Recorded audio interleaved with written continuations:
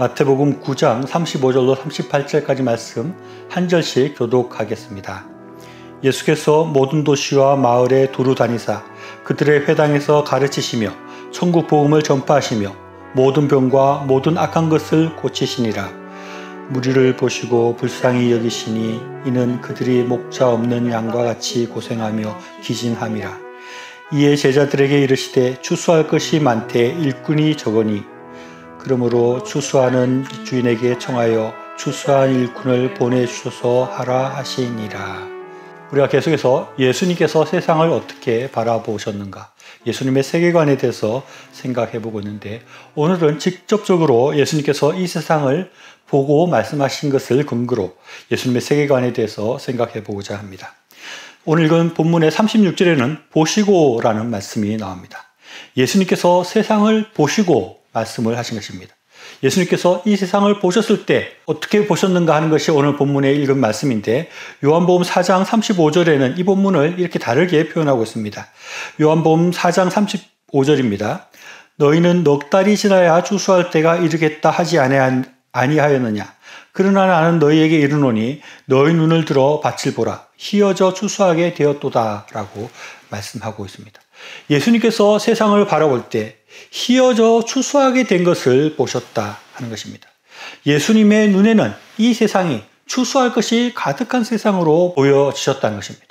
예수님의 눈에 도처에 추수할 것이 많은 그런 것이 이 세상의 모습이었다는 것입니다. 그래서 예수님의 세계관에 대해서 우리가 생각하고 있는데, 예수님의 세계관 중에 하나는 추수할 것이 많은 세계관이다라고 할 수 있습니다. 추수할 것이 많다 하는 것이 무엇일까요? 지금은 봄이라서 논밭에 가도 별 추수할 것이 없는데, 가을이 되면 이 논에 벼 이삭들이 황금빛을 띠면서 고개를 숙이고 추수를 기다리고 있는 모습을 봅니다. 그런 것을 볼 때 농부들은 추수할 때가 되었다라고 생각할 것입니다. 또 포도밭이나 사과나 배밭에 열매가 무르익어서 그렇게 있는 것을 볼 때 또 농부들은 추수할 때가 되었다고 생각할 것입니다. 그런데 예수님께서도 이 땅이, 이 세상이 추수할 것이 많다라고 그렇게 말씀하셨는데, 예수님이 말씀하시는 추수할 것이라는 것은 그런 벼이삭이나 그런 열매들이 아닙니다. 예수님은 요한복음 4장 35절에 너희는 넉 달이 지나야 추수할 때가 된다고 말하지만 나는 너희에게 눈을 들어 밭을 보라. 희어져 추수하게 되었다라고 이렇게 말씀하는 것입니다. 예수님은 실제 곡식이 아니라 영적인 의미로 사람을 추수하는 것을 말씀하고 있습니다. 이어지는 36절 말씀 보면 거두는 자가 이미 삭도 받고 영생에 이르는 열매를 모으나니 이는 뿌리는 자와 거두는 자가 함께 즐거워하게 함이라 라고 말씀하고 있습니다. 이 말씀을 보면 추수가 영생에 이르는 열매를 모으는 것이다 라고 이렇게 말씀하고 있습니다. 그래서 예수님의 눈에는 영생에 이르는 추수할 것, 영생에 이르는 열매를 모으는 것, 그것을 보았다고 할 수 있는데, 근데 이렇게 해석을 하면 조금 이상하고 이해가 안 되는 부분이 있습니다. 그것은 예수님께서 이 땅에 오신 지가 얼마 되지 않고 아직 복음이 많이 전해지지 않았는데 어떻게 영생에 이르는 그런 추수할 것들이 많다고 할 수 있는지 이해가 어려운 것입니다.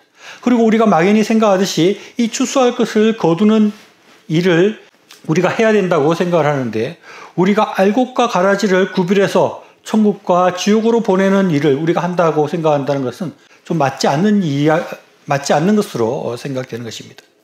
예수님이 이 세상을 보시면서 추수할 때가 되었다라고 말씀하시고 추수할 것이 많다고 말씀하신 것의 정확한 의미가 뭔지 우리가 좀 더 깊이 생각해 볼 필요가 있습니다. 첫째, 우리가 생각해 봐야 될 것은 예수님께서 추수할 때가 되었다 하는 것이 과연 무슨 의미인가 하는 것입니다. 이것은 예수님께서 공생애를 시작하시면서 처음 하신 말씀인 회개하라 천국이 가까웠느니라 하는 말씀과 연결되어 있는 말씀이라고 할 수 있습니다. 예수님은 이 세상이 곧 종말이 될 것이라고 생각하고 그런 세계관을 가지고 있다고 했는데, 이 세상이 곧 종말이 될 것이다. 이 곧 종말이 되어서 추수를 한다. 즉 하나님 앞에서 그 모든 곡식들이 거두어지고 심판을 받게 되고 모든 곡식들이 추수되어서 알곡과 가라지로 나누어져서 심판을 받게 될 것을 말씀하는 것이라고 할 수 있습니다. 그래서 마태복음 13장 30절 말씀 보면 둘 다 추수할 때까지 함께 자라게 두라. 추수할 때에 내가 추수꾼들에게 말하기를 가라지는 먼저 거두어 불사르게 단으로 묶고 곡식은 모아 내 곡간에 넣으리라 하리라 라고 말씀하고 있습니다. 여기도 추수꾼이 나옵니다. 오늘 읽은 본문의 말씀인 9장 38절에서는 그러므로 추수하는 주인에게 청하여 추수할 일꾼을 보내주소서라고 말을 하는데 이 말과 연결되는 것입니다. 그래서 추수할 때는 종말의 시간을 말하는 것이고 이 추수할 추수꾼이나 추수할 일꾼은 마지막 심판 때 일하는 존재라고 이렇게 할 수 있습니다. 연관해서 두 번째 생각해 볼 수 있는 것은 그러면 추수꾼 또는 추수할 일꾼이 누군가 하는 것입니다. 여기에 대해서도 조금 우리가 깊이 생각해 볼 문제가 있습니다. 앞에서 말한 것처럼 이것이 사람이 아니라 천사로 볼 수 있습니다. 종말의 때에 알곡과 가라지를 모아서 불사르고 곡간에 넣는 것. 그런데 이것이 우리의 일이 아니기 때문에 우리가 천사로 이렇게 볼 수 있습니다. 그런데 또 이렇게 추수꾼을 단순히 천사다라고 말을 하면 또 여러 가지 이해가 되지 않는 그런 문제가 생길 수 있는데 오늘 읽은 마태복음 9장 36절 38절 말씀을 제가 다시 한번 읽어보겠습니다. 무리를 보시고 불쌍히 여기시니 이는 그들이 목자 없는 양과 같이 고생하며 기진함이라. 이에 제자들에게 이르되 추수할 것은 많되 일꾼은 적으니 그러므로 추수하는 주인에게 청하여 추수할 일꾼을 보내주소서 하라 라고 말씀하고 있습니다.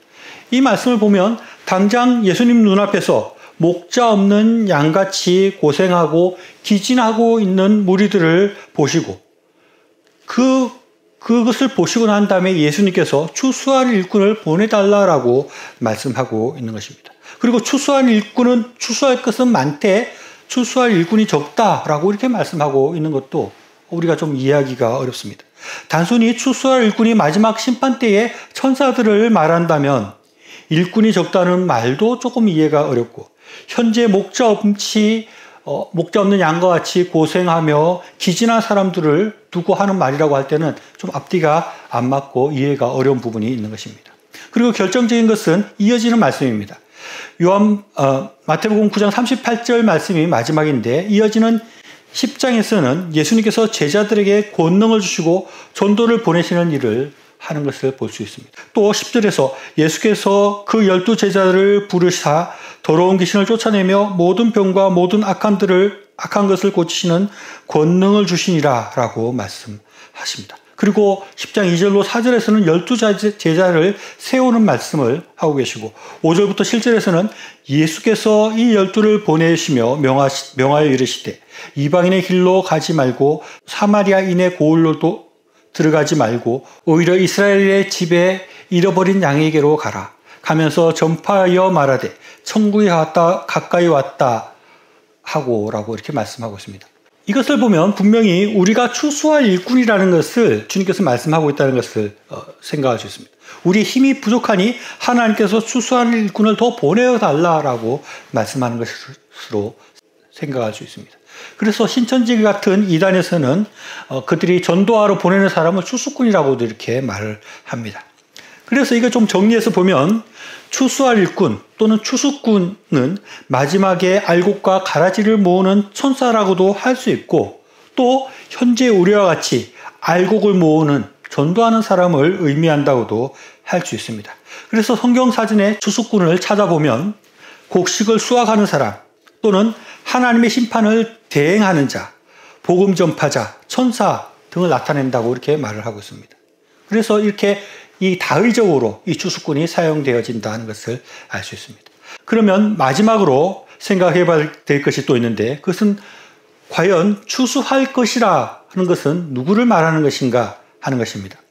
추수할 것은 많되 일꾼은 적으니 라고 말을 하는데 이 추수할 것은 과연 누구를 가리키는가 하는 것입니다. 앞에서 말했듯이 추수할 것이 충분히 믿음이 좋아서 천국에 들어갈 그런 알곡과 같은 그런 사람을 말한다고 보기에는 무리가 있습니다. 예수님이 공생이 시작한 지도 얼마 안 됐고 그때는 복음이 많이 전해지도 않았고 전도자를 파송하는 것보다도 그 전에 시작된 그 전의 일이기 때문에 그렇습니다. 그래서 추수할 것은 사람을 말하는데 이것은 앞으로 추수할 사람, 앞으로 추수되어야 될 사람을 말한다라고도 볼 수 있습니다. 그래서 10장에서 예수님께서 전도자를 보내어서 그들을 전도하는 것이다. 그 추수할 대상에게 전도하는 것이다 라고 볼 수 있는 것입니다. 그런데 이렇게 또 말하면 뭔가 좀 시간의 흐름적으로 보면 이게 좀 맞지 않다는 생각도 들 수 있습니다. 요한복음 4장 36절 말씀을 다시 보면 거두는 자가 이미 삭도 받고 영생에 이르는 열매를 모으나니 이는 뿌리는 자와 거두는 자가 함께 즐거워하게 하려 함이라. 그런즉 한 사람은 심고 다른 사람을 거둔다 하는 말이 옳도다. 내가 너희로 노력하지 아니한 것을 거두러 보내었으니 다른 사람은 노력하였고 너희는 그들이 노력한 것에 참여하였느니라 라고 말씀하고 있습니다. 이 말씀 보면 누군가 심는 사람이 있고 누군가는 추수하는 사람이 있는 것입니다. 그래서 이 추수한다는 것은 누군가 심은 것을 추수하는 것이니까 누군가는 복음을 전하고 누군가는 추수하는 것이니까 근데 이거 지금 예수님께서 말씀하시는 것은 복음을 전하러 내보낸 것인데 왜 추수한다고 한 것인가? 여기서 조금 이해가 어려운 부분들이 있습니다. 그러나 제 생각에는 예수님의 이 표현은 추수한다는 것은 이를 씨를 뿌리는 것과 또 결과적으로 씨를 뿌려서 추수하게 되는 것을 같이 묶어서 이렇게 주님께서 보신 것이 아닌가 그런 생각을 할 수 있습니다. 예수님은 이미 시간과 공간을 넘어서 보실 수 있는 것입니다. 예수님 눈에는 씨를 뿌리는 것과 씨를 뿌려서 그것을 결실하게 되는 것이 같이 보일 수 있다는 것입니다. 뭐 좀 어렵고 복잡한 얘기지만 결론적으로 추수할 자는 복음을 들어야 할 자들이고 그들이 복음을 받아들여서 예수님을 믿어야 될 자들이고 그래서 천국에 가야 될 그런 사람을 의미하는 것이라고 할 수 있습니다. 그래서 예수님께서는 마태복음 4장 36절로 37절에서 무리를 보시고 불쌍히 여기시니 이는 그들이 목자 없는 양과 같이 고생하며 기진함이라. 이에 제자들에게 이르시되 추수할 것이 많되 일꾼은 적으니라고 말씀하고 있는데 이 사람들 즉 목자 없이 양과 같이 고생하고 기진해 있는 이 사람들이 추수해야 될 사람, 추수할 것에 해당되는 사람이고 예수님을 믿음으로 추수되어서 하늘 곳간에 들여져야 될 사람이다 하는 것입니다. 예수님께서 그런 상황들을 보시고 그렇게 말씀하셨다고 할 수 있습니다. 예수님의 눈에는 복음을 전해야 될 사람, 예수님을 믿고 구원받아야 될 사람, 그래서 천국으로 들어가야 될 사람이 추수할 사람, 추수할 것으로 보였다는 것입니다. 예수님은 그런 사람들을 보시고 그런 세상을 보셨다는 것입니다. 우리도 세상을 바라볼 때 그런 세상을 바라봐야 합니다. 그런 추수할 것들을 바라볼 수 있어야 하는 것입니다. 예수님은 이런 추수할 것이 많은 그런 세상을 보셨고 그런 세계관을 가지셨는데 우리도 그런 시각, 그런 세계관을 가져야 됩니다. 예수님과 같이 이 세상이 곧 종말이 다가오는데 저들을 빨리 추수해야 된다. 저들에게 복음을 빨리 전해서 그들을 하나님의 곳간으로 들여야 된다 하는 것을 우리도 바라볼 수 있어야 하는 것입니다. 예수님은 세상을 바라볼 때 이 세상이 얼마나 아름다운가, 이 세상에 얼마나 재미난 것이 많은가, 이 세상이 너무 화려하고 좋다 뭐 이런 것들만 보시는 것이 아니라 이 세상을 바라볼 때 추수되어야 될 사람들이 많다는 것을 보았다는 것입니다. 목자가 없어서시 고생하고 있는 양과 같이 기진해 있는 그런 양들을 보시고 저들에게 속히 복음을 전해야 되고 저들을 추수해야 된다는 것을 보았다는 것입니다. 예수님은 목자 없이 고생하고 있고 기진해 있는 그 양들을 불쌍히 여기셨다라고 말씀하고 있는데 우리도 이렇게 예수님같이 세상을 바라볼 때 목자 없이 헤매이고 있는 사람들을 불쌍히 여길 수 있는 그런 시각과 그런 마음이 필요한 것입니다. 이 세상 사람들이 겉보기에는 다 잘 살고 있는 것 같지만 이들은 목자가 없기 때문에 갈 바를 알지 못하고 고생하고 있고 기질에 있는 그런 상태라는 것을 우리도 예수님같이 바라볼 수 있어야 됩니다. 얼마 전 호주에서 털투성이가 된 양이 구조되었다고 합니다. 이 양은 혼자서 이렇게 숲속에서 살고 있었는데 너무 털이 많이 자라가지고 35kg나 털을 깎아냈다고 합니다. 그 상태로 조금 더 있었으면 털이 너무 무거워서 걷지도 못하게 되고 죽을 수밖에 없는 그런 상황이었다는 그런 기사를 보았습니다.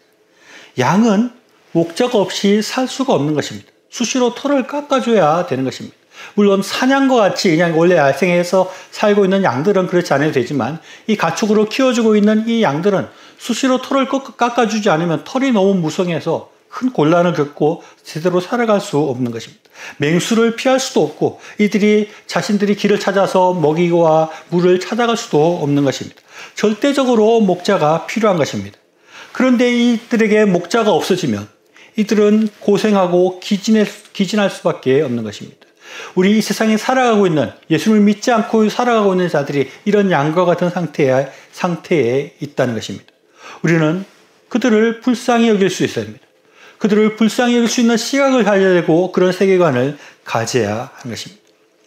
예수님은 추수할 것이 많아 보이는 세상을 바라보시고 추수할 것이 많은 그런 세계관을 가졌는데 우리 역시 그런 세계를 바라보고 그들을 불쌍히 여기고 주님께로 이끌어오는 그런 사역들을 우리가 감당할 수 있어야겠습니다. 얼마나 많은 사람들이 목자 대신 예수님을 필요로 하고 있는지를 생각하고 목자 없는 양과 같이 유리하고 고생하고 기진해 있는 자들을 불쌍히 여기는 마음을 우리도 가져서 그들을 주님께로 인도하고 그들을 주님께로 이끌 수 있는 우리의 신앙이 될 수 있기를 바랍니다.